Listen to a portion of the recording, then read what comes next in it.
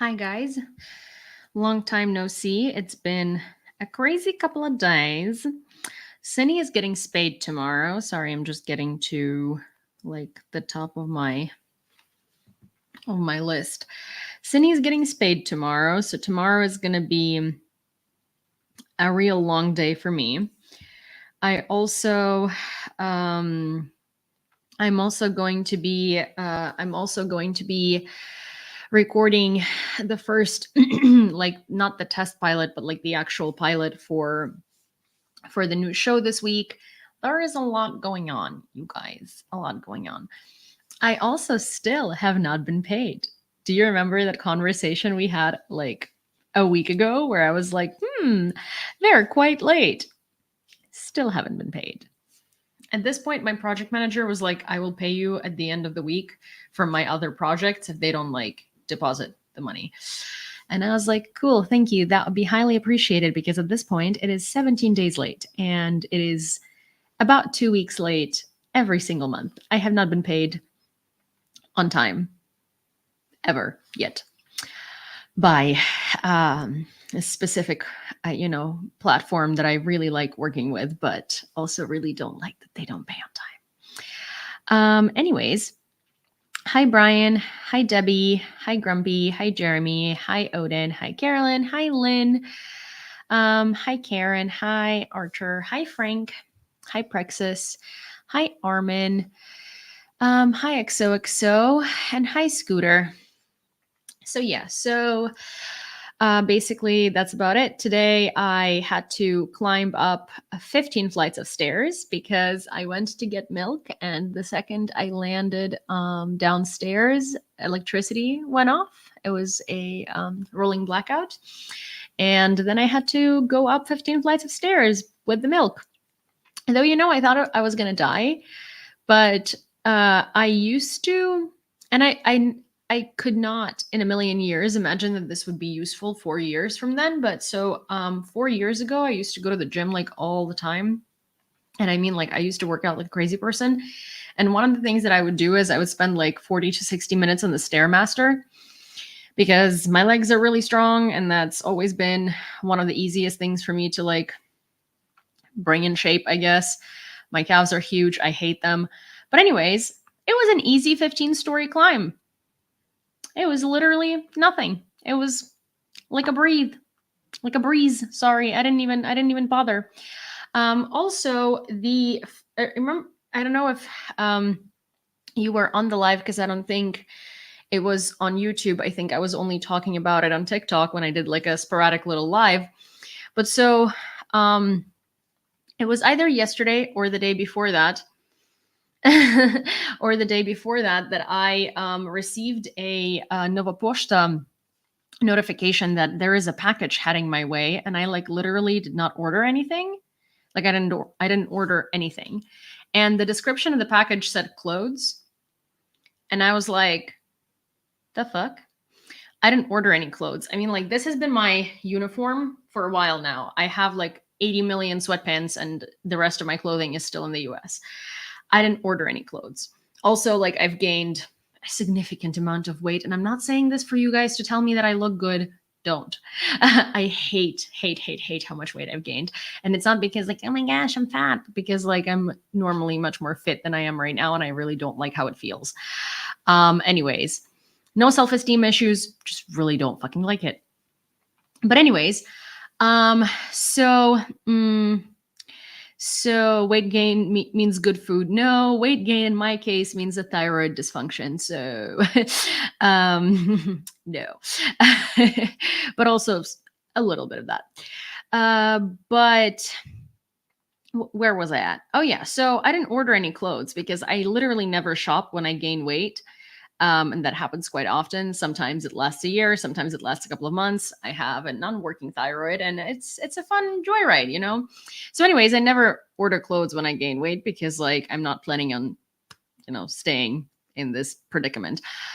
So I was like, what the fuck? So the package gets here and I'm like, okay, I'm going to go get it. So I go get the package and it's like in this weird, like square shaped box. But like a flat square. So not like a normal square box, like a flat square. I'm like, what the fuck? Wow, I'm cursing a lot. So anyways, I bring it upstairs. So people were like, oh, who's the sender? Can you look up the sender? So like the sender is just like a person who owns an LLC. So it's like someone ordered it from there. I can call them and ask who ordered it, because if you ordered it on a website, I just put in my information. It came to my lockbox in my building. So it's someone who knows like exactly where I live, which I'm so confused at that. So I opened this freaking package and one sec.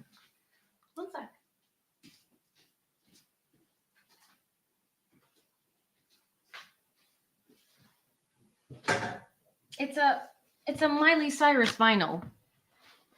Okay. I don't listen to Miley Cyrus. I like 2, maybe 3 of her songs. I don't know anything about her albums. I didn't know which songs were on this until I inevitably listened to it today. I don't know where this came from. Okay, I have no idea.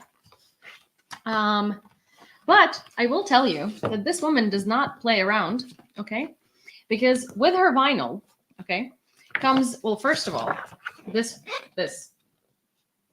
thing of her, you know. I'm also curious who this is geared towards, because like I think most of the people that listen to her music are women. So I don't know why. This is the back of it. Okay. And then this is my favorite part.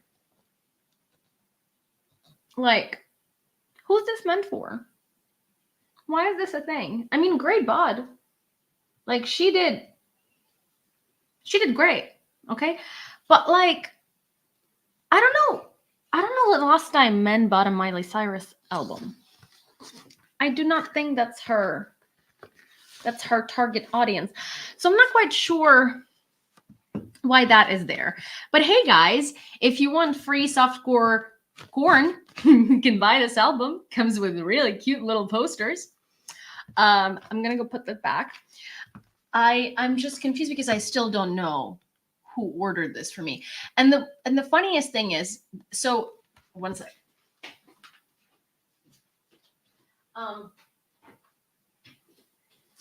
So the way ordering online works in Ukraine is you can pay when you order it, or you can choose to pay upon receipt. And if it's in a lockbox, you have to pay and then see what it is. If it's going to a Nova Poshta branch, then you can look at it and then decide to whether you accept it or decline it. Like if it wasn't as described, or you just didn't like it in person, I don't know. So this was when it was in a lockbox, and it was pay upon receipt. And most people usually choose pay upon receipt. So I'm sure that whoever was sending this to me was like meaning to pay for it and then just like had that option selected. But like, I mean, listen, I don't mind it. Honestly, like she's a great voice. One of the songs I like is on that album, but also like, what in the actual F? I don't have words. But yeah. So that's what we have. Hi, Chad. It's so random, isn't it? Like, but to be fair, when I opened this, I was so disappointed because I was like expecting something either like really weird or really stupid or really crazy or some like insane clothing, something like funny at least, like something hilarious or like something really bad. But like,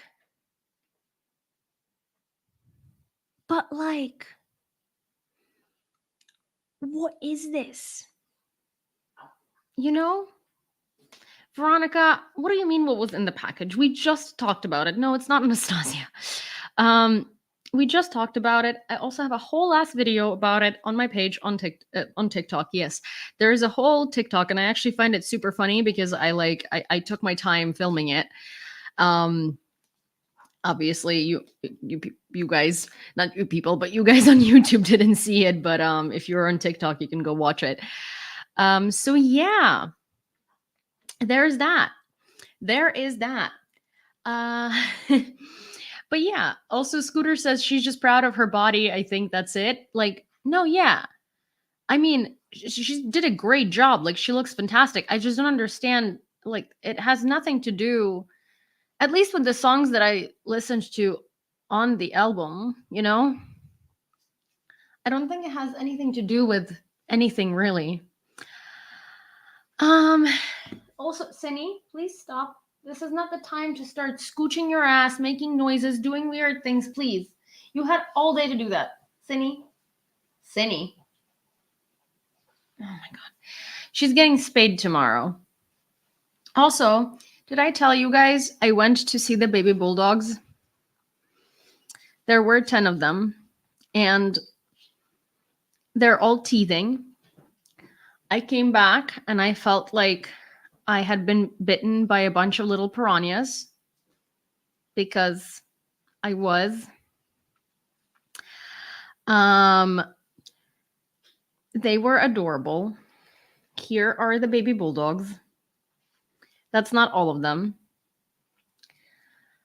but there's that. I bought my daughter a record player. Are we supposed to clean vinyl? Yes. You are. There is like a special brushy brush that you're supposed to clean vinyl with.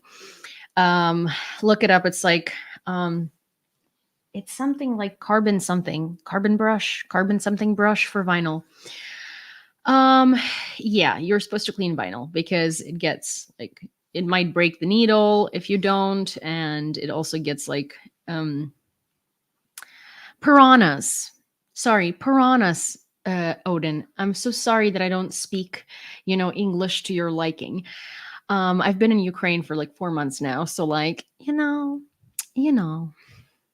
Anyways, okay, so baby bulldogs were so cute. There are two girls that are like adorable, and one of them is literally Cindy's little doppelganger. She looks exactly like Cindy did when she was like a baby.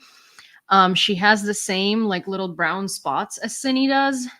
Like none of them look like Cindy when she was a baby, except for the one puppy. And she looks exactly like Cindy, has the same little brown spots. None of them have brown spots. None of the other ones do. Just this one. She's the runt of the litter, and she's the most adorable thing on the planet. And like, my heart. Okay.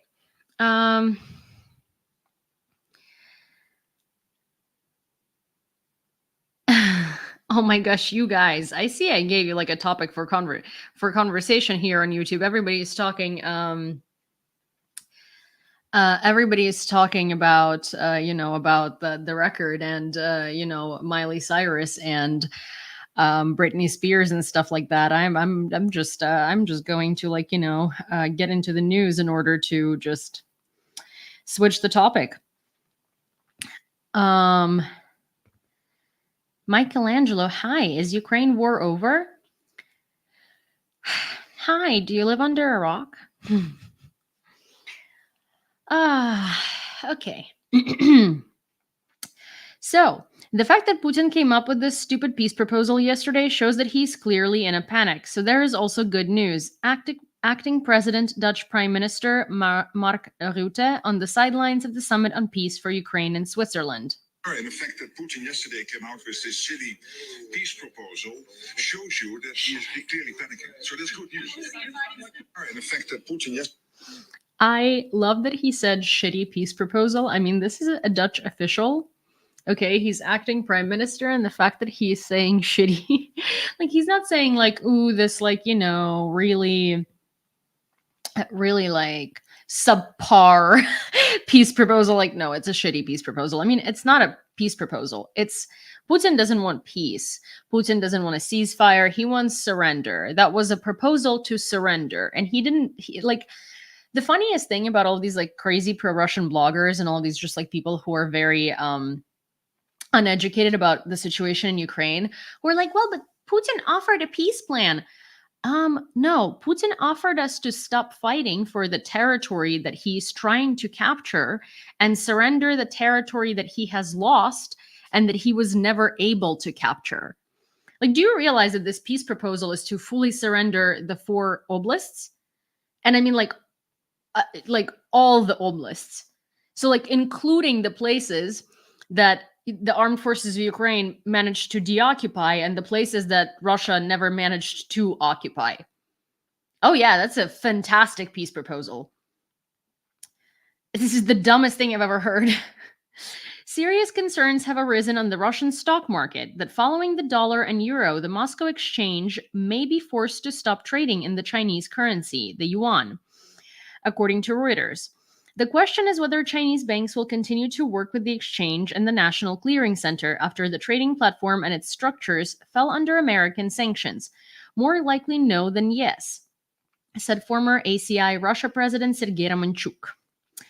The option where there will be no exchange trading in the yuan is also possible. After the Moscow exchange fell under sanctions, the role of small Chinese banks that act as counterparties in trading increases, said financial analyst at Ricom Trust, Oleg Abelev.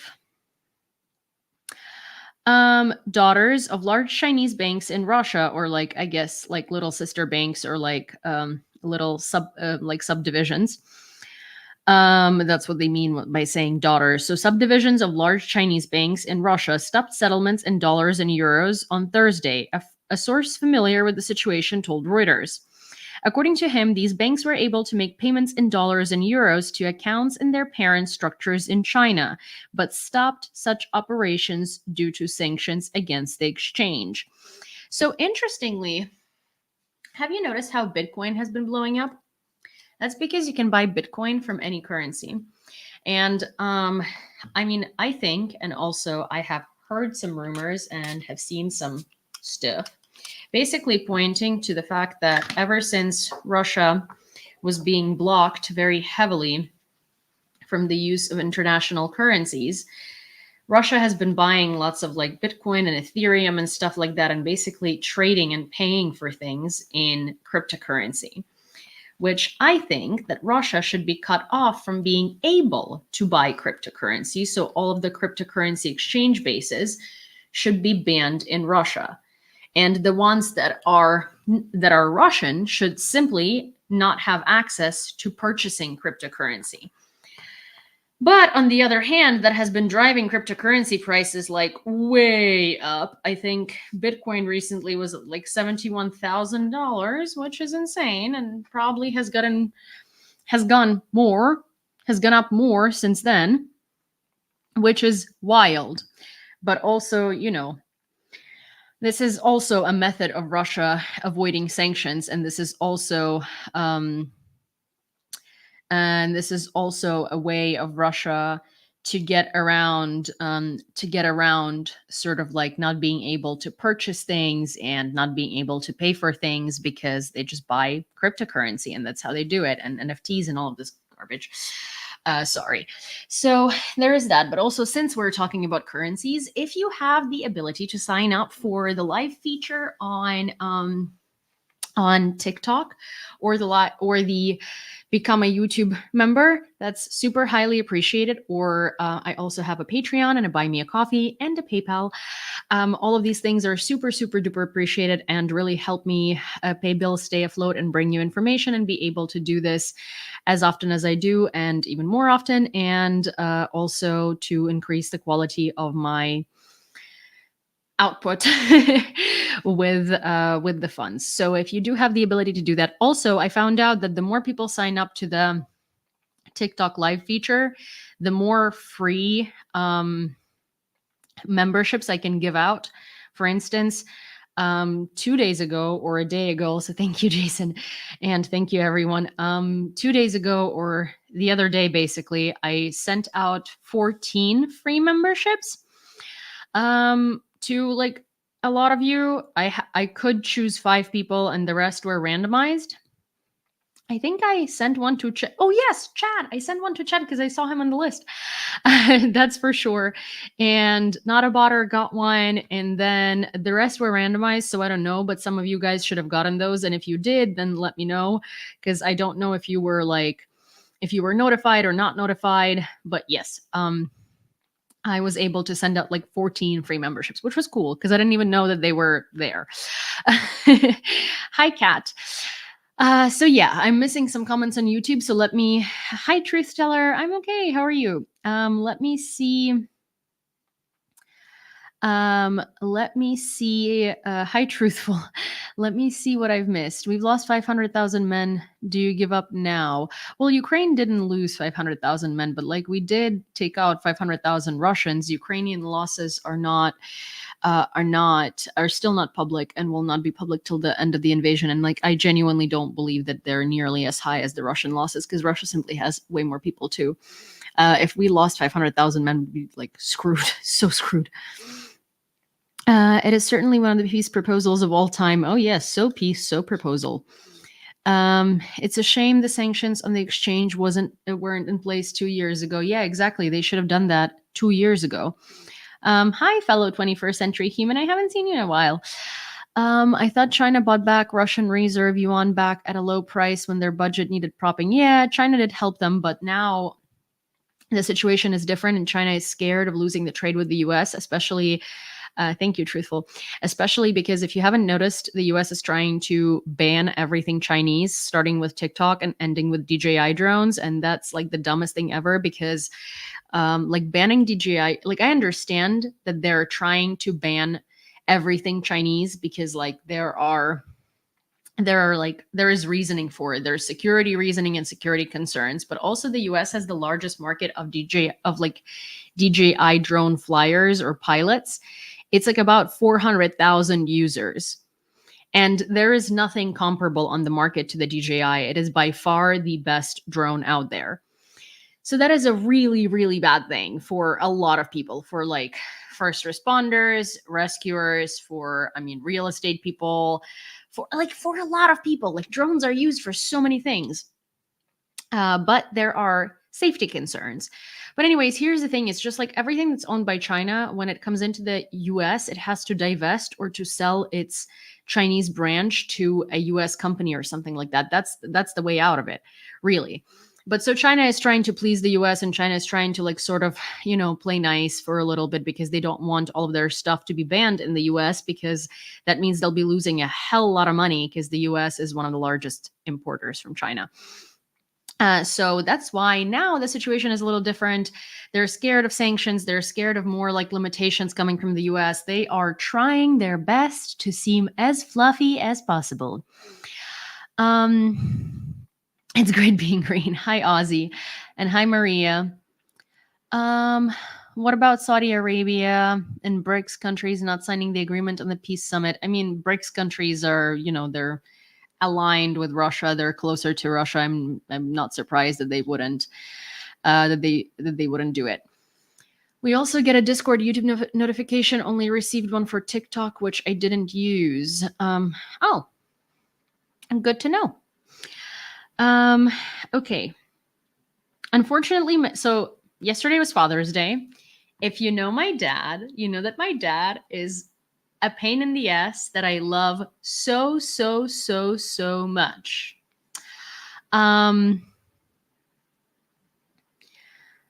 Передайте їй привіт. Ви знаєте, напевно, було б дивно, якби я небагато говорила, враховуючи, що я єдина людина, яка може говорити тут на екрані. По-перше, по-друге, я читаю новини для людей і пояснюю їх. Тому, може якось без оцих от дурацьких, знаєте, таких насмішок і щипань, тому що якщо вам не подобається, то ви можете іти нахуй.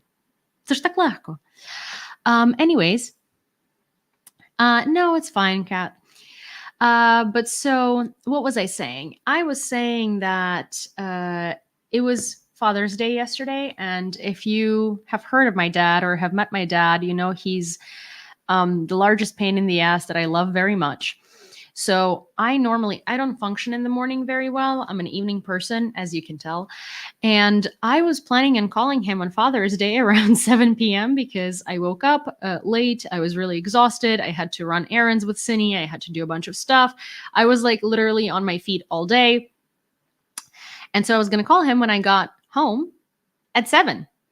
My dad sends me like a random picture at 5, and I react to it asking him, what is this? And it's like, it's literally a picture of nothing. Like it was a plug put on a scale. Like there was like a weighing scale and a plug on top of it. Like it made no sense. I was like, what is this? And my dad responds saying, this is your father waiting for his greeting. And I'm like, hot damn. So I called him and I was like, "Hi, Dad. How are you?" And he's like, distraught. And I'm like, "Really? Couldn't have waited a couple of hours?" And he's like, "It's already 5 p.m. and you still haven't called." And I'm like, "Not the end of the day, man. Not even half the day. You know, the day is still young. I was going to call. I'm literally in a taxi home. I was going to call you in about an hour or two. But, you know, waiter ruined your greeting. Now it looks like I was never going to call you. And you do this every time. Like if I don't call him at 9 a.m. or like right when he wakes up on his birthday, he literally texts me and asks me where is his birthday greeting. If I don't call him on New Year's, if I don't call him on Independence Day, if I don't call him on all of these like holidays. And you know, like there are many holidays that I don't even consider holidays or I don't know they exist. He will send me passive aggressive messages. He does it every time. But so yeah, yesterday was Father's Day, as I was so kindly reminded by my father. And Unfortunately, many Ukrainian fathers will not be able to hug their dearest not only today, but on the hundreds of other days, because Russia has chosen to take away these moments of happiness. However, you remain a solid foundation for your own family and for thousands of other Ukrainian families pulling towards a free future for your descendants. You have shown what it really means to be a father. You deserve to be remembered. You deserve to be loved. And you will be today, tomorrow, always. Happy Father's Day. And this is the video that United 24 came out with. He protects us from the bad guys. And my father can build a whole city in the ground. My pops is a scientist, but he really likes to play on a computer. I'm not scared of the dark because my daddy can fight it. My dad is the strongest. He can drive a tank. I saw him once fly on a very loud plane, like supersonic. My dad has superpowers. If someone's hurt, he can cure them. He has a very important job. When something happens, he knows first, like Batman. My father drives a truck and brings super important artifacts for the warriors to fight evil. He catches the rockets that fly at us with his hands. So he's very tired when he comes home. And he is super busy because there are so many rockets. My dad is the best. I love him so much. Eternal love to all the dads. Happy Father's Day. So this is United 24 video tribute for fathers in Ukraine. And like, you know, I do think it's very beautiful. I mean, it's very sad and very beautiful at the same time, because also a lot of kids this Father's Day, they had a really, you know, they had an awful day because it might be their first Father's Day without a dad. And there are so many kids like that in Ukraine. And not, I mean, kids, there are many adults who lost their parents, and way more than usual. You know, it's become a widespread occurrence. And it's really, really sad, because while there are lots of dads who are still protecting our country and who are still, you know, doing rescue work and medical work and other very, very important work during the war, a lot of them are never going to be able to hug their children. And for some people, Father's Day is a very sweet holiday because, you know, their dad calls them at 5 p.m. and tells them that they're a little piece of shit because, you know, because they're my dad, and that's just the pain in the ass he is. And for some kids, it's a very, very tragic day. And from this year onwards, it's going to be a very, very tragic day every year, because they're going to remember that they don't have a father, and they're going to remember that they don't have a father because of the Russian invasion. This war has become a global problem, and that is why we're here today. Greece will continue to help Ukraine so that Ukraine can enter into real negotiations that will lead to real peace, said Prime Minister Kyriakos Mitsotakis in Switzerland. I was with Volodymyr Zelenskyy in Odessa when a Russian missile hit the port. International rules must be followed. Food cannot be used as a weapon, the Prime Minister added. Also, Mariupol was a city with an enormous population of Greeks, and so is Odessa. And doesn't Greece support Russia? No, they don't. There were like ample numbers of Greeks in Mariupol, and there are enormous amount of Greeks in Odessa. There is a whole Greek community in Odessa. The communique of the Summit on Peace for Ukraine in Switzerland was signed by 80 countries and 4 organizations, according to Radio Svoboda. Notably, the document was signed by representatives of Hungary and Slovakia, whose governments have a pro-Russian position. Armenia, which declares a shift in its foreign policy from east to west, did not sign the communique. Overall, more than 100 countries and international organizations are participating in the summit. It's irresponsible. It rejects morality, the UN Charter, and just common sense, said US President's National Security Advisor Jake Sullivan about Putin's ultimatum. Sullivan noted that the Swiss Peace Summit defined the core of what peace should look like, the principles of the UN Charter and international law. He also acknowledged that negotiations between Ukraine and the Russian Federation could take place later. Additionally, the advisor to the US president called for the condemnation of Russia's crimes of child abduction and urged for the return of the abducted children to their homes. So far, we have a confirmed number of 20,000 children. And that's just a confirmed number. 20,000. So that's those that we were able to trace. 20,000 children have been kidnapped. Enemy mistakes are also a success, said President Zelenskyy regarding Putin's ultimatum before the Summit on Peace for Ukraine. Russia is not ready for a just peace. Disrupting the world's efforts to end the war is Putin's mistake, which is good for us.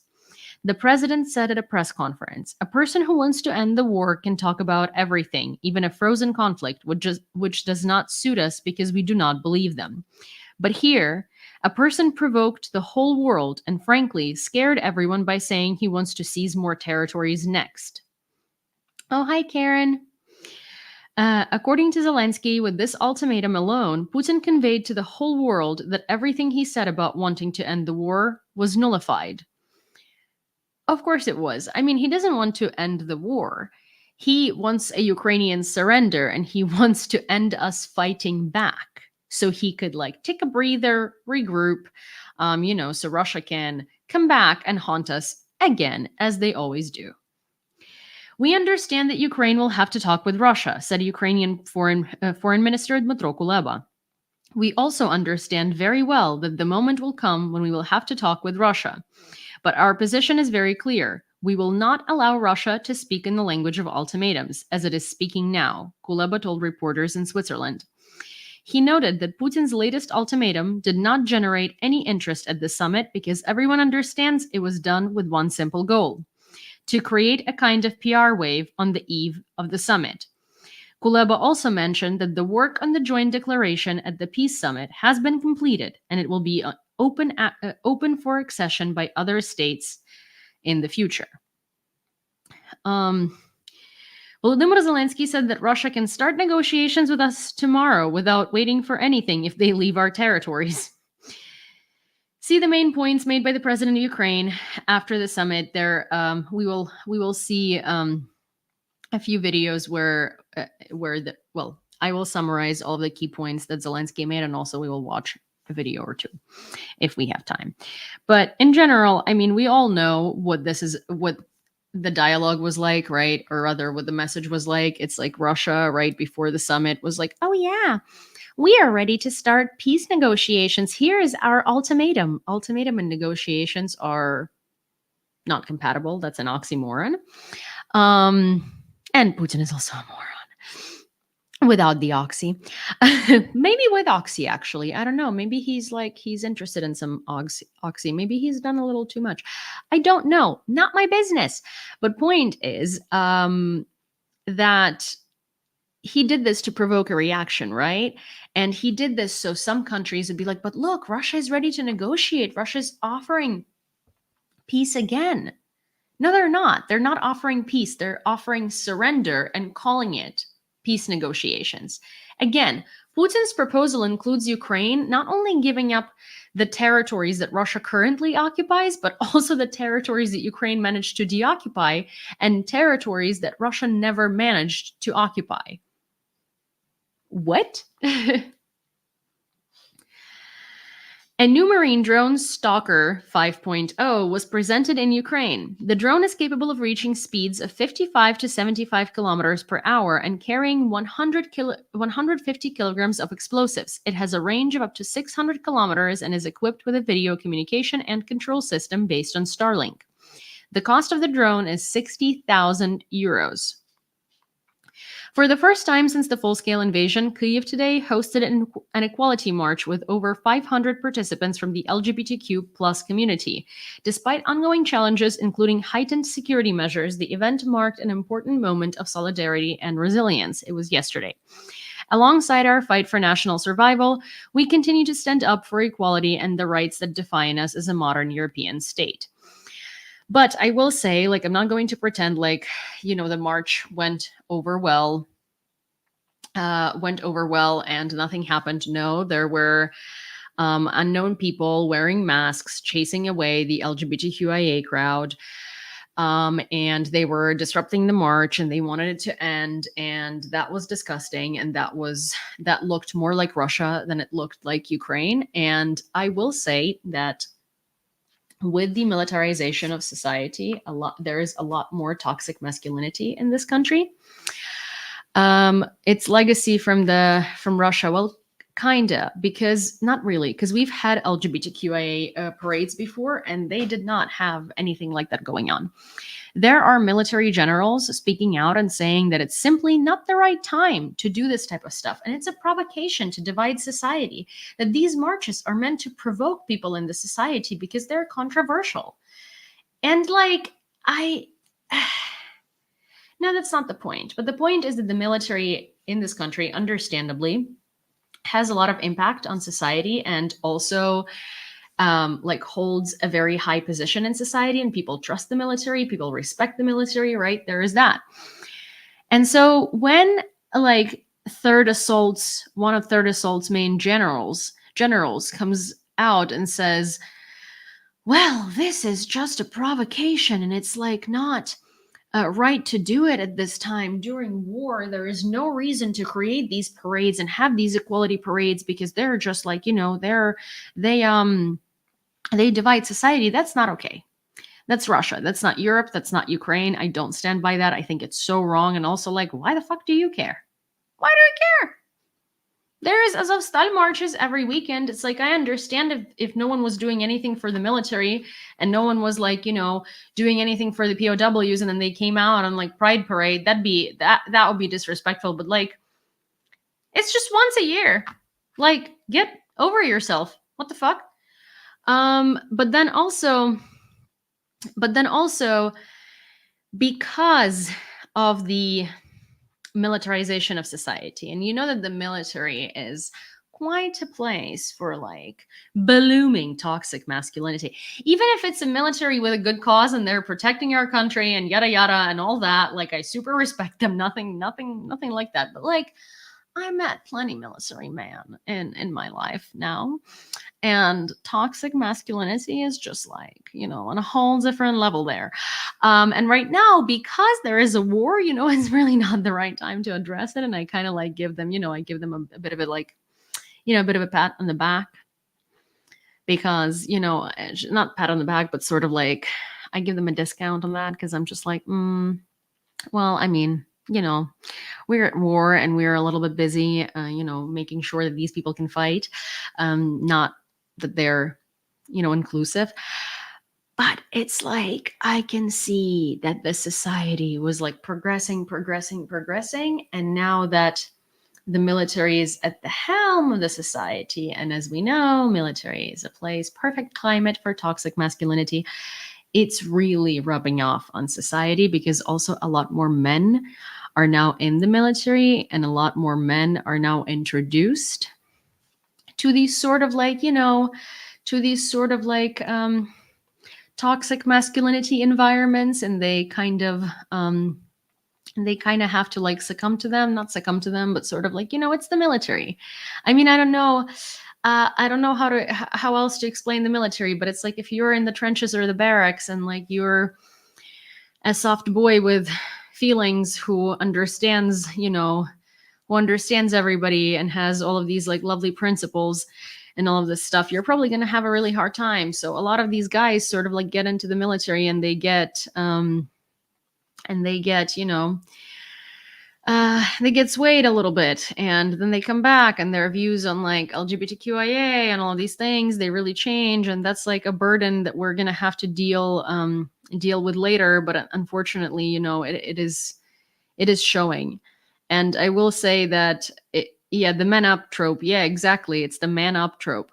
And it's like, it's really sad. I mean, like, I wish it wasn't the case, but like, it is the case, and it's clearly showing. But at the same time, like, I just wish that like, they would let like pride parades be and not comment on them, and not like try to defend the people who are trying to like chase those off and stuff like that. I mean, a girl can dream, but also like, here's the thing: you can have whatever views you want, right? But just like, it's not doing anything to you. Like, it is not like, it doesn't concern you in any way, shape, or form. As long as it's not hurting you, like, why don't you just not comment? But yeah. But also, like, Karen, you say, true, Yulia, it's the legacy, it's the ZZ legacy. But also, like, to be fair, have you met many people from like the military, like the American military, or like the English military, or like, I don't know, any military? It's unfortunately, it's the homophobic legacy. It's not even like Russia's legacy, right? It's like most militaries are like quite homophobic. But in this case, our whole country, like most of our country, is the military, and we are already like, sort of we just started moving in the right direction. And then there is also that. So that's really sad, and it really like, it really pisses me off, because like, this is not something we should be striving for, and this is not the direction we should be moving in. And I'm like,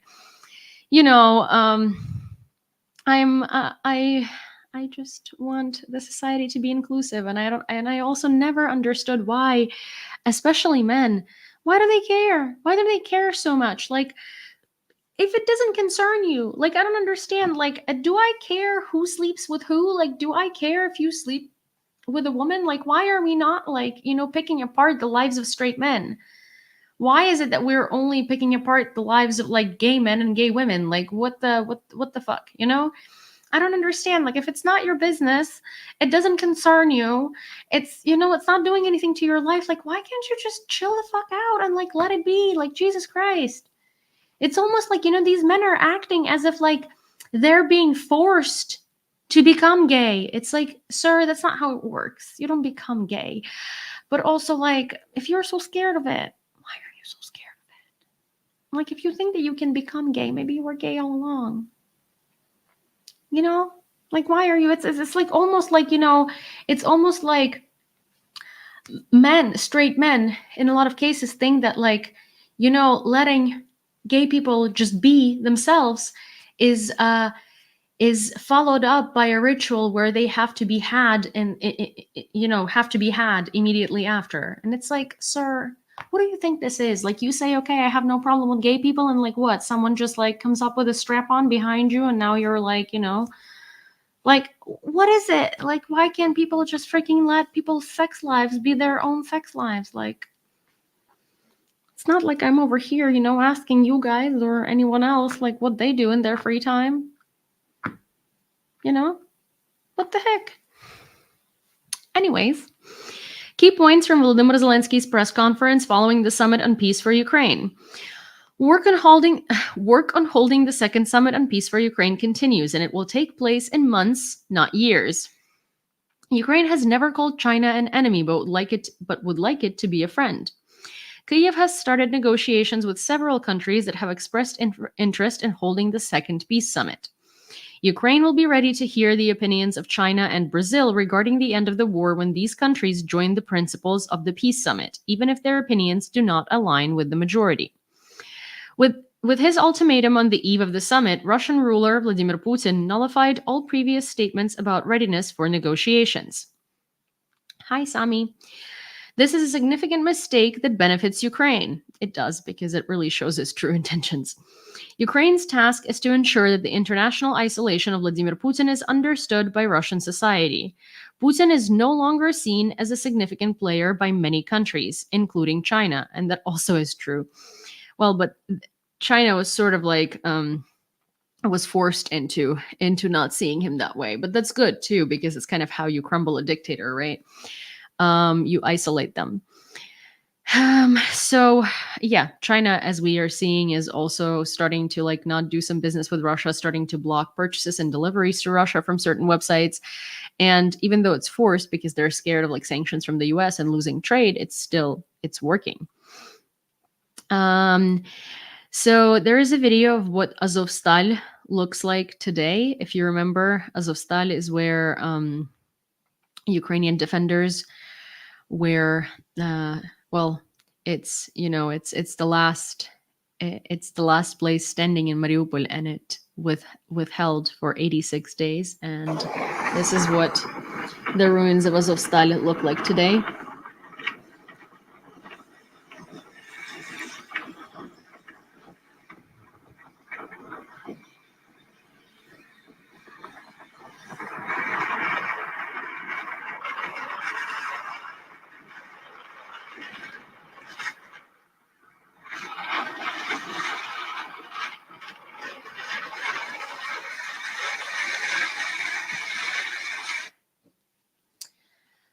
China is not dealing with Russia. That's the thing. Russia had to use yuans, but now China is limiting trade with Russia in a lot of different ways. Yeah. Oh my God, it's awful. Yeah, it is. It's a really painful, chapter in Ukrainian history. And I follow this channel. It's called Mariupol Today. Well, it's called Mariupol Today in Ukrainian. And they show like videos and current events and stuff like that, and they try to show everything from like an unbiased perspective, so they don't get shut down. So they just kind of show things as a matter of fact, but like they're pro-Ukrainian, and like they show everything that's happening, and it's like it's so sad. It just like makes me so sad all the time, because like it was a beautiful city. It was such a fast developing, beautiful city, and like they just came in and completely destroyed it and killed so many people. And now they're like dancing in their bones and trying to pretend like they're doing something good there. It just drives me crazy. Norway has allocated more than $73 million for the restoration of the Ukrainian energy industry, according to the Norwegian government. Part of the funds will be directed through the UN Development Program for the repair of energy infrastructure in Kharkiv region. The statement specifies that 7 hospitals in the Kharkiv region will be equipped with solar panels to ensure a stable electricity supply. That's actually really good, because Kharkiv has been completely cut off from being able to produce its own energy, and now all the other states have to compensate for that, basically. And so we have been having rolling blackouts in Kyiv. For instance, today I was stuck in this beautiful situation. I live on the 15th floor. It's not like I wanted an apartment on the 15th floor. It was just the best apartment for the price, and I kind of settled on it being the 15th floor, because like one of the major points for me was that I wanted to live like up, kind of like the highest I was willing to go was 5th. But, the apartments I was offered, this was just unmatched for the price and location and everything. And so I had to sacrifice something, and I sacrificed living on like a lower floor. And today I went to buy milk. I get down to the 1st floor, and the second the elevator door opens, there's a blackout. And I'm like, fantastic. So I went back by foot to the 15th floor, no elevator. I climbed the stairs, and you know what? I actually discovered that all of those hours on the Stairmaster, I used to do Stairmaster like multiple times a week at the gym for like 40 to 60 minutes. That was my cardio. And you know what? That paid off, because I literally went up 15 flights of stairs. I started getting tired on like 14 and a half. And then I was like, oop, 15. And that was like, I wasn't like dying. Well, Cindy was not happy. Cindy, my French bulldog, went up 15 flights of stairs and wasn't even complaining. So we both like kind of did this journey. It wasn't really a big deal. It was much easier. It was much easier than I thought. But yeah. You will feel it tomorrow. I don't think so because it wasn't a difficult thing. Like I normally know when I'm going to feel something because it's difficult, but this wasn't like super difficult. Yeah, I mean, I know. But also someone's asking like, would Ukraine help the US if the US was attacked? Like, yes, we're allies. But the thing is, like, Ukraine doesn't have much to give the US. Like, dude, we sent humanitarian aid to Gaza, even though we are in the middle of our own war. Like, we're invaded. Like, we're barely holding by, but we have food. So we were sending humanitarian aid to Gaza. Like, we helped Georgia when it was invaded by Russia. Like, we've never really like invaded any other countries. We've sent peacekeeping troops to other countries. We've sent like helicopters to evacuate people from Afghanistan. Like literally, Ukraine evacuated Afghanis when the U.S. exited Afghanistan, and there was like a huge Taliban takeover.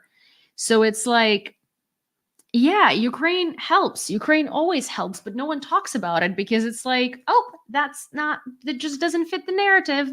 So no one's going to mention it because why? Ukraine has always actually been like on the right side of most of the events because we're not arrogant and we genuinely like try to help when we can. We just don't have a lot, especially when it comes to like military might.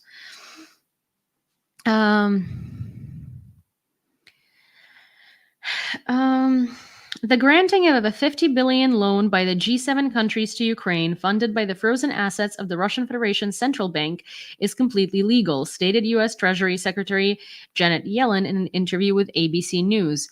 Finally, now just transfer that money. Thank you, Stephanie. Russia forced to sharply raise taxes to continue war financing, British intelligence reports. It is reported that the Russian Federation expects tax changes to provide additional budget revenues of about $29 billion in 2025. To achieve this, the corporate income tax rate will increase from 20% to 25%, and the top income tax rate will rise from 15% to 22%. So yeah. Don't watch Russian YouTubers because they're going to be paying even more taxes to Russia. And also all of those like inside Russia YouTubers and all of those guys, they created their channels in Russia. They're getting monetized through Russia. They still pay taxes in Russia. Also like Russian YouTubers that talk about the war in English created their careers and are making bank on the war in Ukraine. Like, think about it. I would not have an issue with them if they were donating like 100% of their profits to various Ukrainian causes. But we're lucky if they donate 5. Like, they're making a buttload of money, traveling Europe, whatever, living a great life. And they wouldn't had they not been talking about Ukraine. So it's like, please stop watching Russian YouTubers. Doesn't matter if you think they're nice. Doesn't matter if you think they're like sweet and they have the right, like whatever things in mind. Like, no, they don't, especially those big ones. Like, they make a ton of money and they keep all that money. And it's not like they built a channel on like talking about finance or like talking about movies or whatever. No, like they are profiting off of the war in my country. And most of them do not do shit. And if they do, it's like they do so little compared to how much money they're making off of these videos that it's laughable. It's like, this is war profiteering. Stop watching Russian YouTube. Stop watching Russian TikTokers. Stop watching Russians. I don't care if you think they're nice. They're not. They're literally profiting off of the war.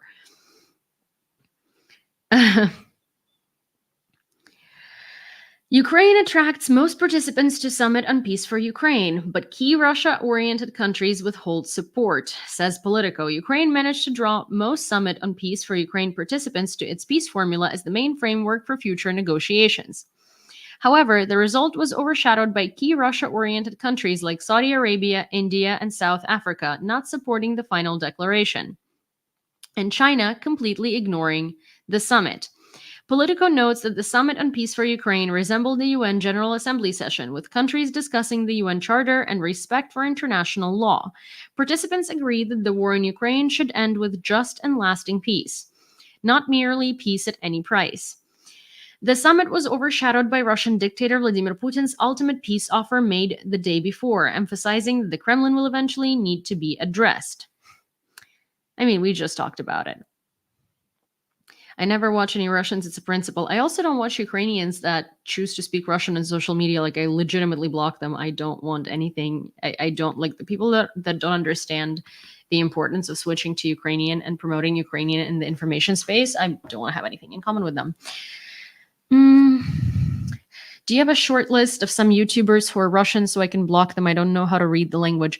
I don't, but if you can comment that under the live, like in the permanent comments after the live, I will look for it. The thing is, like, I just block Russian YouTubers. Like, the thing is, I literally, anything that's in Russian or anything that's like similar or anything that's like Russian speaking English, I just block them immediately. So I don't even, you know, and I don't know who Roman is, but if it's a Russian person talking about, here's the thing. The only way Russians can help Ukraine, right, is talking to fellow Russians. When Russians are talking in English to American audiences or like English speaking audience about their perspective on the war, like, what are they really contributing? What are they contributing? And I mean, like, genuinely, like, don't think of me as like a bitter Ukrainian or something, but like, look, they're taking our experience that they did not live through, right? Especially those that like just fled to Europe. Like, what the fuck do they know? They're not in Russia. They're not in Ukraine. Like, they literally, like, what do they know? And they're trying to explain the war from their perspective, but it's like the imperialist perspective. They're not living it. They would have, you know, it would be useful if they were talking in Russian to Russians, spending their time trying to convince Russians to go do something about it. But they don't. Instead, they speak to foreigners because they know that's where they get engagement and that's how they can make money while doing this. It's not selfless. It's not them sharing a useful perspective. The Russian perspective is not useful because, first of all, like, they're not going through it. They're not going through it. They can't explain the war in Ukraine and Russia's invasion to you because they are the people that don't get it. They've never lived this experience. They are the oppressor. You know what I'm saying? Like, it's kind of weird to keep seeing so many of these Russians in the English info space and people praising them. It's like, oh, thank you, Karen. It's just like, it drives me crazy. It's sort of like getting a rapist's perspective on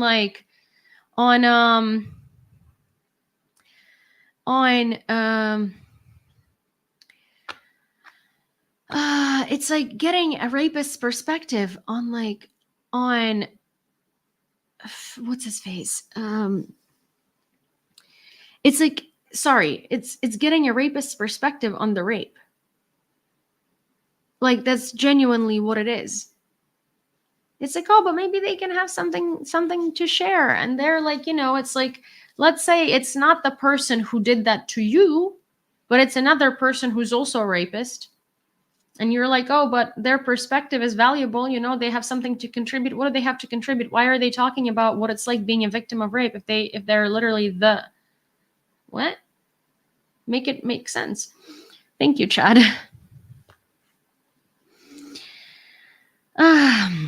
Switzerland to discuss summit on peace for Ukraine results with Russia and China, says Foreign Minister Ignacio Cassis. I mean, there needs to be a conversation there because someone needs to do it, you know? Western experts believe that if Ukraine wins the war with Russia, it will be in the temporarily occupied Crimea. Currently, the Ukrainian defense forces are successfully striking Russian weapons on the peninsula and targeting the Crimean bridge to disrupt the occupiers' logistics. Additionally, by destroying air defense systems in Crimea, Ukraine is preparing the ground for future airstrikes after the arrival of F-16 fighters, according to Frederick Mertens, an analyst at the Hague Center for Strategic Studies. I'm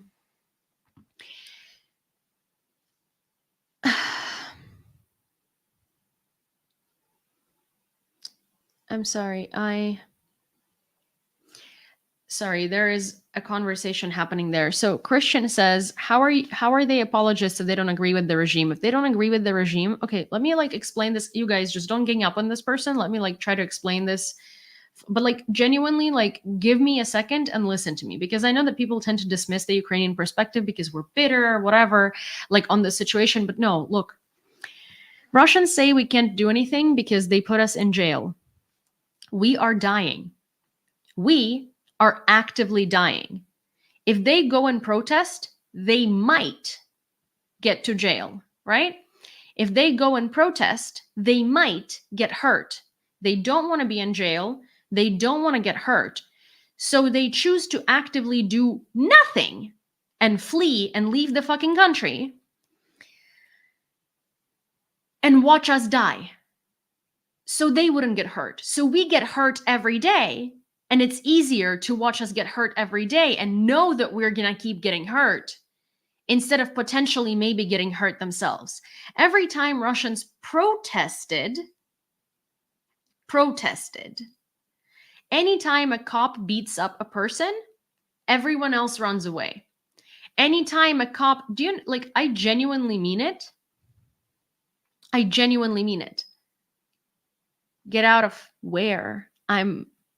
I'm not, get out of where? Of Ukraine? No. I genuinely mean it.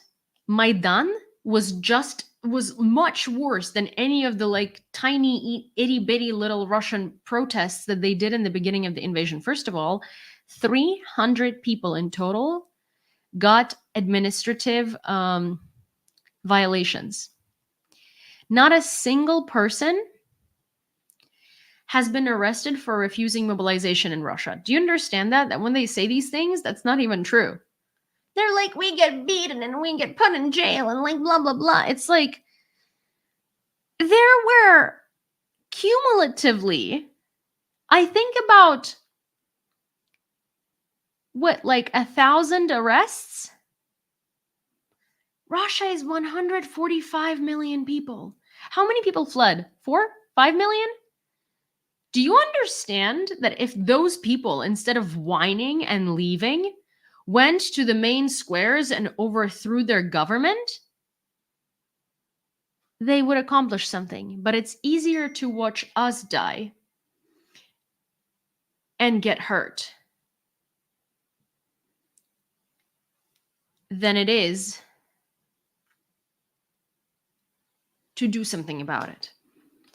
And the Russians that I don't agree with the regime, and now I'm just in Europe sitting here talking to Americans about how I don't agree with the regime. What are you contributing?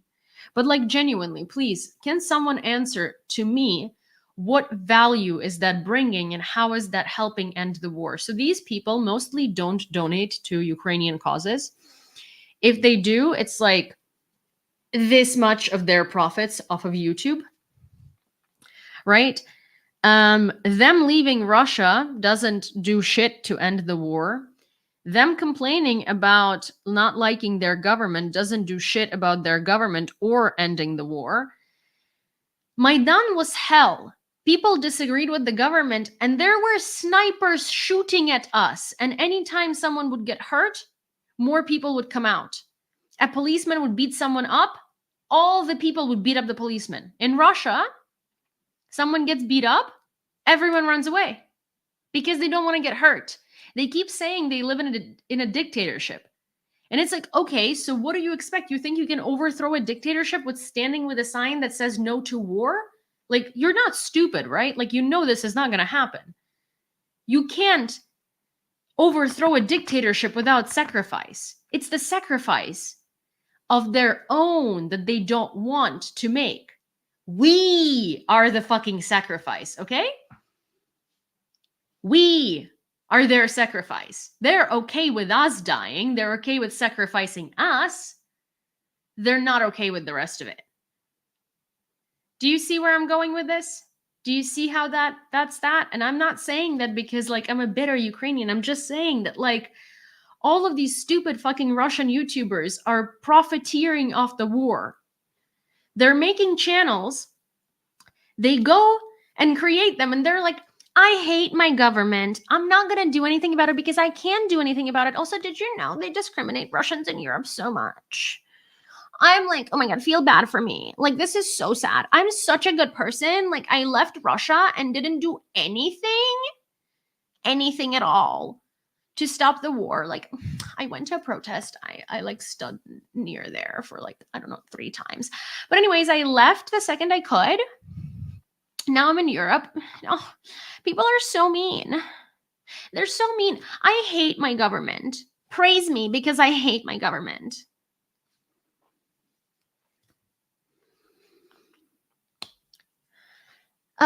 Christian. So Christian says, by this logic, North Koreans could be free tomorrow. They just don't want it enough. They prefer starving. Nope. North Korea hasn't had any connection to the internet and has literally been starved for decades. North Korea does not have any access to the outside world. North Korea is literally a fucking prison. It's an open air prison. Okay. Where nothing has changed since like the 80s. Like people live in an environment where they don't have technology. They don't have internet. They don't have, all of their phones are being listened to. They cannot, like, this is a difficult situation and they still defect. In Russia, until 2 years ago, they had open access to the internet. They still freaking have VPN. What do you mean? Like, no, North Koreans actually, like, it is difficult to do that. But in Russia, oh, they had all the opportunities, dear. Yeah, they could be free tomorrow if they wanted to. They just don't fucking want it. And I'm saying this as a Ukrainian because, like, we had that situation. We had a dictator in the making. We didn't let it happen. Like, you understand? Like, what do you mean? They have the internet. They have luxury vehicles. They have food. They have all of this shit. Don't compare Russia to North Korea. I hate when people do that. It is so stupid. Do you understand that people in North Korea are not like their body mass index is like in the negative because they don't get food? They get food quotas. They live in communist fascism. Russians don't fucking live like that. What do you mean? They have cars. They have computers. They up until recently, they had all the same stuff as the rest of us. What do you mean? They have everything available to them. The fact that they're taught to be lazy and drink and like not do anything and they don't care about anything other than their own mighty glory is a different situation, but they have all of that. Russia is not North Korea, baby. Russia is still not North Korea. You have VPN, you have internet, you have Wi-Fi, you still have high rises, you have all of these things, you have exotic fruit. They bring all this shit from China. What do you mean? Do not compare Russia to North Korea. That is apples and oranges. Russians could have been free if they actually revolted and instead of like, that's the thing. Can you deny the fact that they don't want to get hurt? You can't. You can't. Because they can revolt. And they tried, but the second anything went wrong, it's like literally they're like, you get arrested for standing with a piece of paper. Like, bitch, you're saying you live in a dictatorship. How are you surprised? What did you think was going to happen? That you were going to come over, stand with a piece of paper that says no to war? And Putin was going to be like, okay, fine. Well, fuck, there are all of these people with these posters. God, I'm scared. What do you mean? Yeah, like you got to do something to gain freedom and you need to be prepared to fight for it. Like, do you understand that I'm not saying this out of my ass because we did that in Ukraine? We had Yanukovych, who was literally inserted by Putin. We had that.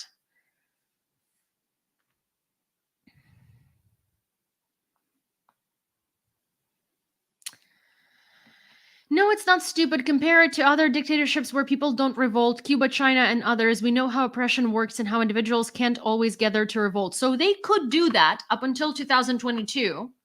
They did that in 2022, realized that they will have to get hurt and decided not to do it. That's literally what happened. Because that happened to us.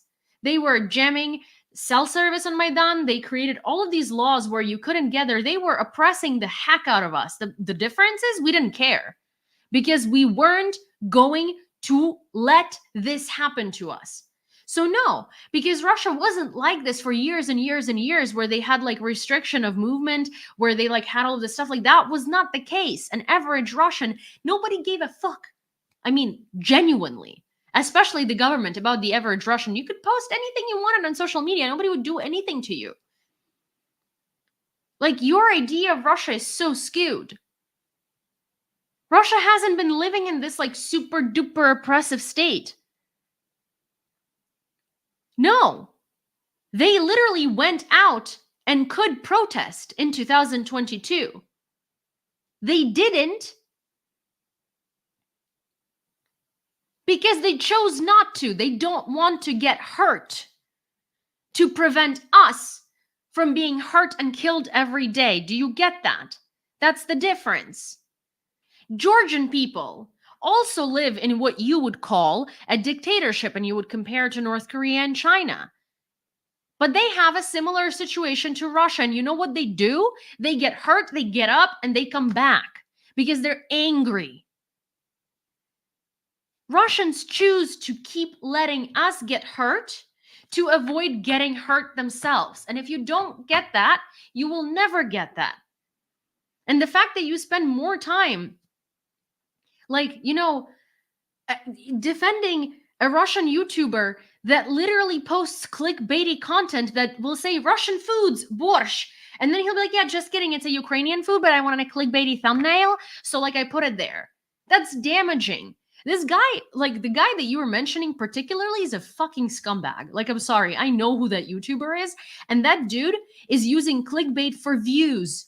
That should tell you everything you need to know. He took Verka Serduchka, which is literally a drag queen performer who sang Russia Tumbai, which was code for Russia goodbye, got canceled in Russia. They hate her. She sang a song, Get Out of Ukraine, You Ugly Moskal. That was her song. They hate her.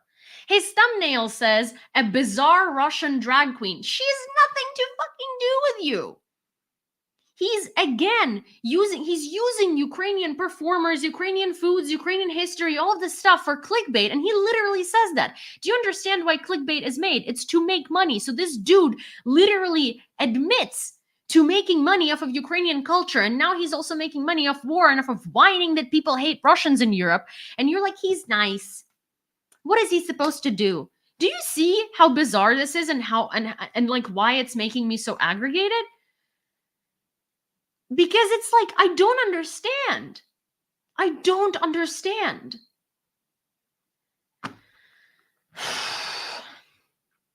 Okay, you guys. It is 2:45. We are at an hour and 15 mark, basically.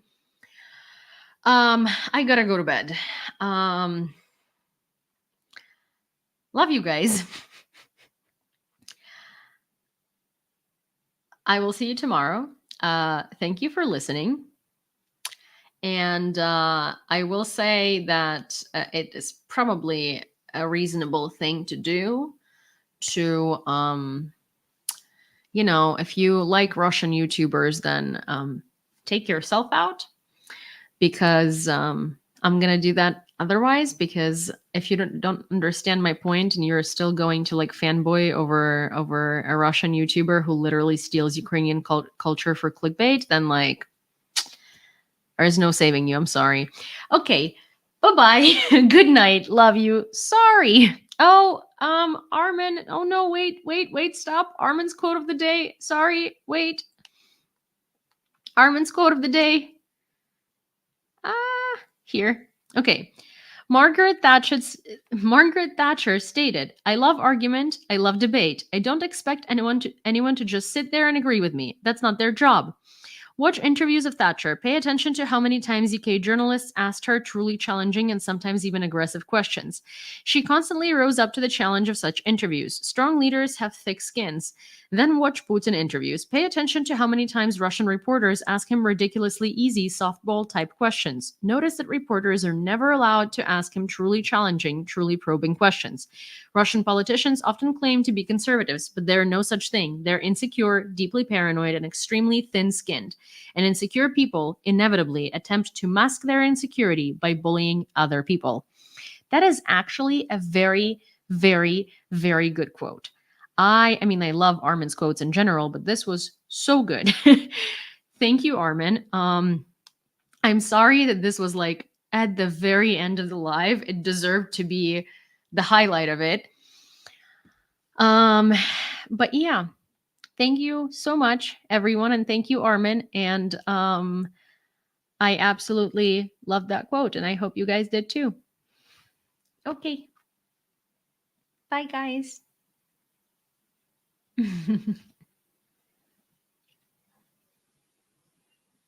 Wait.